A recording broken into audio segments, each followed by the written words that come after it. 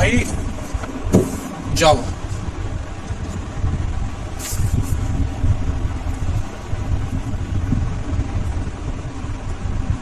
मेरी राइटिंग का थोड़ी अजीब सी होगी। जावा, जावा है क्या? हम सबको पता है कि जावा जो है एक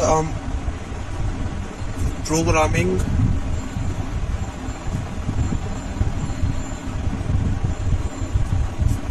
लैंग्वेज है। अब इसमें प्रोग्रामिंग लैंग्वेज में बहुत सारे बच्चों को जो है दिक्कत आती है कि भाई हम ये जो है प्रोग्राम कैसे बनाए जावा के। तो गाइस ये बहुत ही ज़्यादा सिंपल है। पहला, हम जो है वो होता है मतलब स्कैनर क्लास अगर यूज़ करनी हो आपको, स्कैनर क्लास, तो मैं आपको बिल्कुल 1 मिनट में आपको पूरा पॉइंट्स बताता हूँ। जैसे कि मुझे प्रोग्राम बनाना है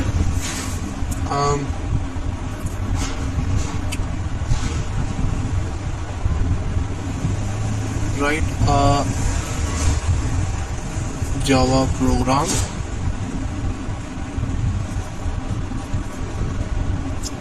टू कैलकुलेट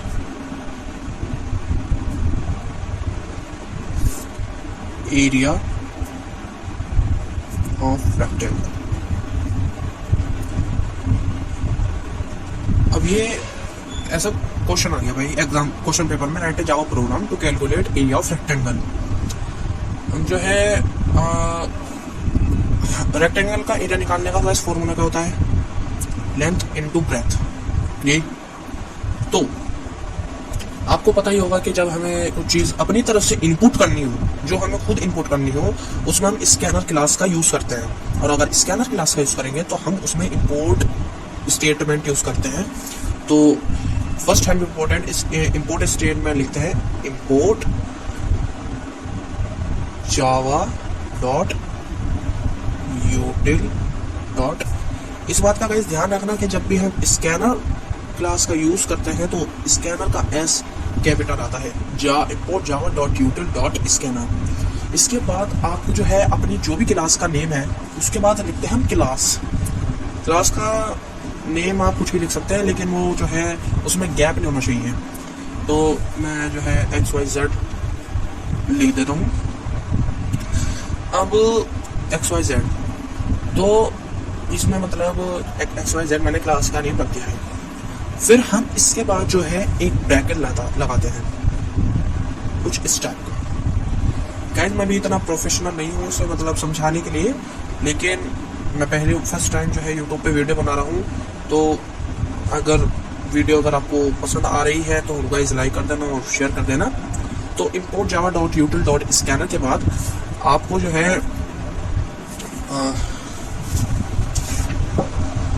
यहाँ पे लिखना है पब्लिक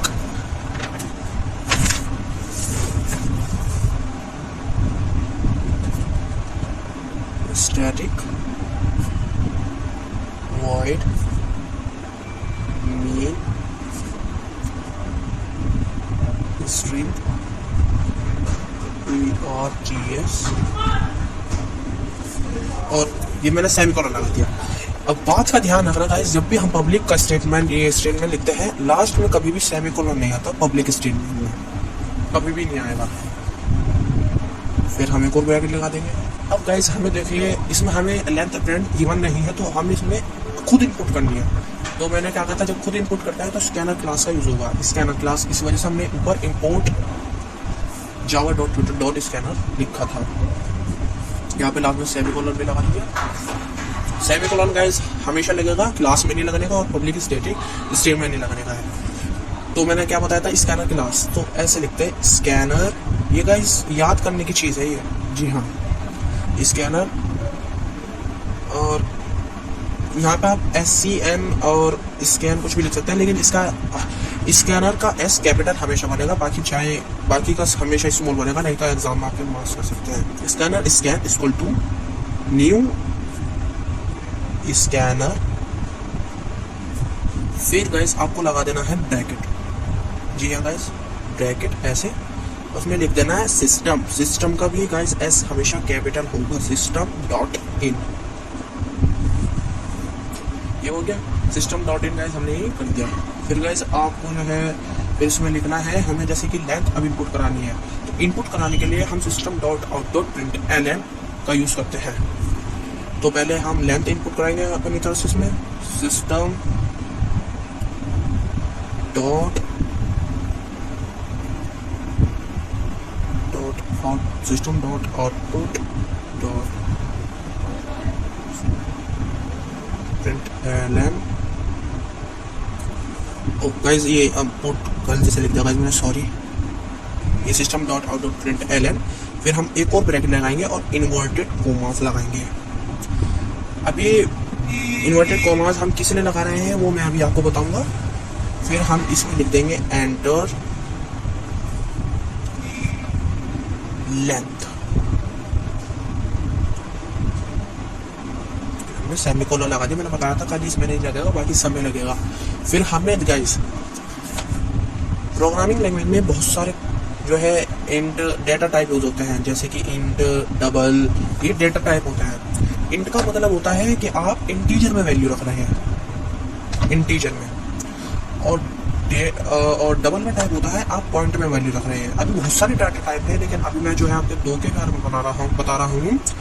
इंट का मतलब है कि भाई इंट का मतलब है जब आप प्रोग्राम अपना रन करेंगे तो उसमें वैल्यू आपको जो है इंटीजर ही रखनी होगी, नेगेटिव टाइप नहीं रखनी होगी। ओके, मतलब पॉजिटिव वैल्यू ही रखनी होगी, सॉरी आप इंटीजर वैल्यू रखनी होगी, डबल टाइप वैल्यू नहीं रखनी होगी, ठीक है, मतलब कि पॉइंट की वैल्यू नहीं रखनी होगी। तो इंट के बाद आप कोई सा भी वेरिएबल ले सकते हैं। मैंने इंट ए बी सी, जिसमें भी आपको ये लेंथ जो है इसका स्टोर करना है, तो मैंने यहाँ पे इंट एल ले लिया, लेंथ से एल ही बन गया। फिर इसके बाद आपको लिखना है यहाँ पे स्कैन डॉट नेक्स्ट इंट, ऐसे। इन दोनों के बीच में गाइस हमेशा गैप नहीं होगा, और आई जो है नेक्स्ट के बाद कैपिटल आता है। ये सब चीज़ें गाइस याद रखने की है। अगर आप इनको गलती करते हो तो आपके एग्जाम में मार्क्स कट के ज़रूर कटेंगे, कट नहीं सकते, कटेंगे। जी हाँ, ये तो हाँ, ये बहुत वो रखनी चीज़ें, याद करने की चीज़ें ये। फिर हमने एन इनपुट करा दी गाइस। फिर जो है हम जो है इसमें जो है दूसरा करेंगे ब्रेथ इनपुट करेंगे, सिस्टम डॉट ब्रेथ भी ऐसे ही करेंगे इनपुट, प्रिंट एल गाइस। मेरे पास जो है लैपटॉप नहीं है, वरना मैं आपको लैपटॉप से अच्छी तरह समझा देता, क्योंकि मेरे पास अभी इतना जो है अमाउंट नहीं है कि मैं लैपटॉप बाई कर सकूँ। ये फ़ोन भी मेरी मम्मी का है। एंटर ब्रेथ करते हैं, इंट बी कर देते हैं। फिर गाइस ब्रेथ से बी बनता है, तो इसमें स्टोर कर लेंगे। मुझे ये भी इंटीजर हाँ इंटीजर टाइप वैल्यू लेनी है, डबल टाइप नहीं लेनी है। अगर डबल टाइप लेनी है तो यहाँ पर आप डबल लिखेंगे गाइस, इस बात का हमेशा ध्यान रखना। और जब वहाँ प्रोग्राम रन करेंगे तो वहाँ पर आपको पॉइंट वैल्यू रखनी पड़ेगी अगर आप डबल लिखते हैं, और अगर इंट लिखते हैं तो आपको इंटीजर टाइप वैल्यू रखनी होगी। Then dot next int. फिर हमने ऐसे, मैंने गाइस सब में सेमीकोलन लग रहा हूँ, मैंने बताया था पहले स्टेटमेंट में हमेशा यहाँ सेमीकोलन नहीं लगता। अब ये हो चुका गाइस। अब एरिया निकालना है गाइस हमें, तो एरिया का फॉर्मूला भाई जाहिर सी बात है, अगर ये भी इंटीजर नहीं, अगर ये भी इंटीजर टाइप वैल्यू और ये भी इंटीजर टाइप वैल्यू है, तो अगर integer type value into integer type value करेंगे तो इंटीजर टाइप ही वैल्यू आएगी। तो हम यहाँ पे भी इंट इसमें लिखते हैं इंट एरिया निकालना है ना। अब आप सोच रहे हैं मैंने भाई यहाँ इंट क्यों लिखा, क्योंकि गाइस हमने यहाँ भी इंट लिखा था और यहाँ भी इंट लिखा था, और हमने जो है पता था कि मैंने बताया था आपको इंटीजर में हमेशा इंटीजर टाइप ही वैल्यू लिखेंगे। तो अगर एल में आपने इंटीजर टाइप वैल्यू स्टोर कर दी और बी में भी, तो एरिया को तो लेंथ इनटू ब्रेथ होता है, तो यानी कि इंटीजर इसमें भी लिखेंगे और इसमें भी इंटीजर टाइप वैल्यू लिखेंगे। तो जब इसको इंटू करेंगे तो आंसर जो आएगा वो इंटीजर टाइप वैल्यू होगा। ठीक है, जब भी आप प्रोग्राम बनाए तो आपको जो ये निकालने का फॉर्मूला होता है ना, पहले आपको अगर मैं यहाँ डबल लिख देता, एल की जगह जो इंट की जगह पे यहाँ पे डबल लिख देता, यहाँ पे इंटीजर देता, और अगर मैं किसी पॉइंट की वैल्यू को इंटीजर टाइप की वैल्यू से इंटू करता हूँ तो जाहिर सी बात है आंसर पॉइंट में आएगा। तो जिसमें आंसर पॉइंट में आएगा उस हिसाब से आप यहाँ पे जो है डाटा टाइप लिखेंगे यहाँ पर। तो मैंने जो है यहाँ पर लिख दिया है कि भाई जो है यहाँ इंट है, क्योंकि इंटीजर इंटू, अगर डबल आता तो यहाँ पर डबल एरिया लिखते हैं। तो एल जिसमें आपने स्टोर करा होगा ना गाइस, बिल्कुल ऐसे ही लिखना है। एल इंटू का साइन क्या होता है गाइस, हमें मैथ वाला ये वाला साइन नहीं लगाना, हमें कंप्यूटर का ये वाला साइन लगाना है, ठीक है। और फिर बी ऐसे, फिर आपको उसके बाद लिख देना है यहाँ पे। अब भाई आंसर भी निकालना है हमें इसका, system dot out dot println. फिर मैं अभी बताऊंगा वैसे मैं कोमा क्यों यूज़ कर रहा हूँ। हम इन्वर्टेड कोमा लगाएंगे और फिर मुझे एरिया निकालना है, एरिया प्लस के लास्ट का मेथड मैं अभी बताऊंगा। ये मतलब प्लस और इन्वर्टेड कोमा से क्या फ़र्क है।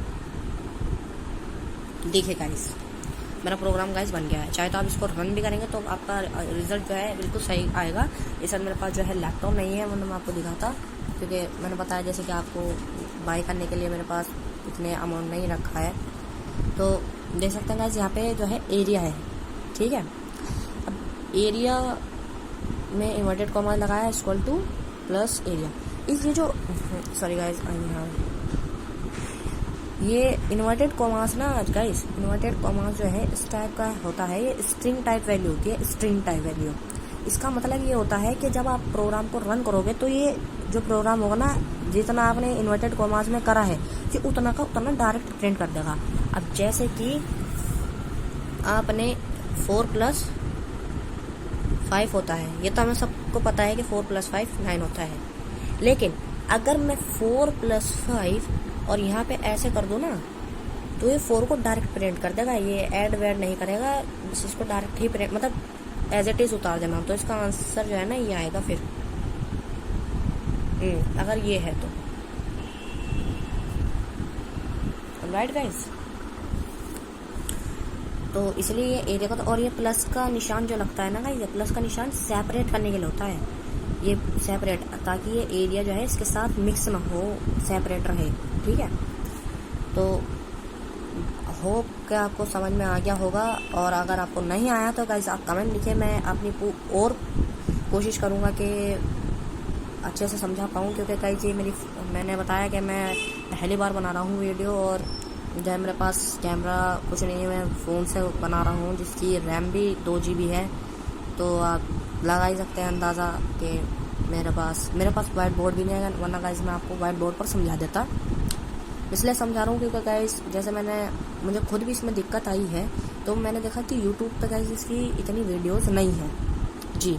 तो इसलिए मैंने जो है और किसी को दिक्कत ना हो, तो इसलिए मैंने हिंदी में आपको ये भेजा है। अगर पसंद आती है वीडियो आपको तो लाइक करना और समझना गाइस, इसको जो मैंने बताया है, जो मैं बताना चाह रहा हूँ उसको समझना, ठीक है। तो चलिए गाइस, वीडियो को जो है हम यहीं एंड करते हैं।